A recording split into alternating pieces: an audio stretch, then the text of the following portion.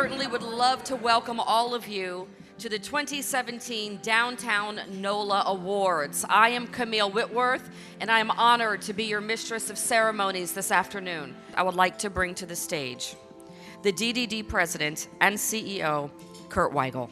Well, again, on behalf of the Downtown Development District Board of Commissioners and staff, thank you for being our guest today as we honor some of the people, businesses, and projects that make downtown NOLA such a sought-after destination. It's wonderful to be here. New Orleans, great city, great place, great opportunity.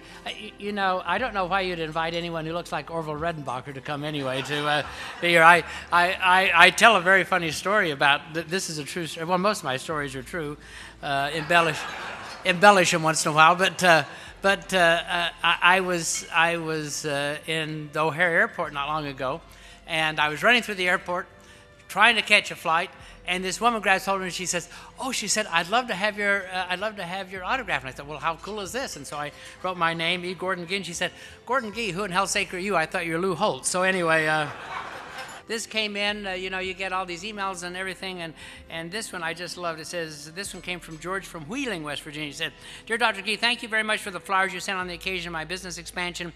As a West Virginia University alumnus, I appreciate the thought. However, I must tell you that the card accompanying the flowers said, 'Rest in peace.'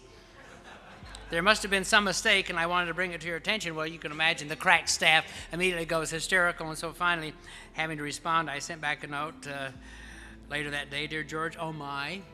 That means that somewhere there's a funeral taking place today with flowers and notes saying congratulations on your new location." So universities have become what in the 20th century the steel mills and the coal mines and the car factories were. We have become the economic engine of this country.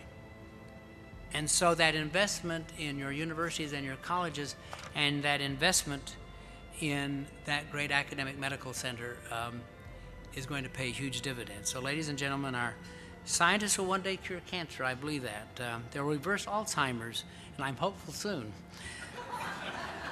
Every investment in University Medical Center and in LSU is an investment in better health and in better lives for every Louisianan. I am honored to be here, and thank you very much for letting me be here today. These 6 honorees, ladies and gentlemen, have lent to downtown's unprecedented progress over the last 10 years. So this is a kind of a revolutionary project in a number of ways, that a nonprofit art center would join with what appears to be, of course on its face, a commercial venture, but is in fact a collaboration between creative people within our community, a place where all of us can begin to network and influence each other's ideas and work in more profound ways, and we are grateful to be a part of that. Thank you. This is something we succeed in. It relates to our medical industry and efforts there. We need livable cities to attract people. And I love the term intellectual infrastructure. That's where you find it in our towns and cities. Let's bring them all back. Let's keep them going. Every neighborhood counts. We're all in this together. Thank you so much. It's really the staff that's pulled this off. We have a fantastic technical assistance team, we have a biofund, and administrative staff that really, it's the heart of the Bioinnovation Center. They really make it happen. I'm also proud to say that in our high school program, we now have somewhere between 10 and 15% of all juniors and seniors in the greater New Orleans area enrolled. Yeah. So that speaks to how hard our team is working, and I'm very proud of them. So thank you. It's a great honor to accept this award. I first want to thank our amazing staff that worked so hard over the past year to make Seaworthy a success. Thank you as well to the Green Coast staff, the Pythian staff, our amazing development partners at ERG and the Crescent City Community Land Trust, our partners at Landis Construction, Studio WTA. This building has been an amazing building to work on.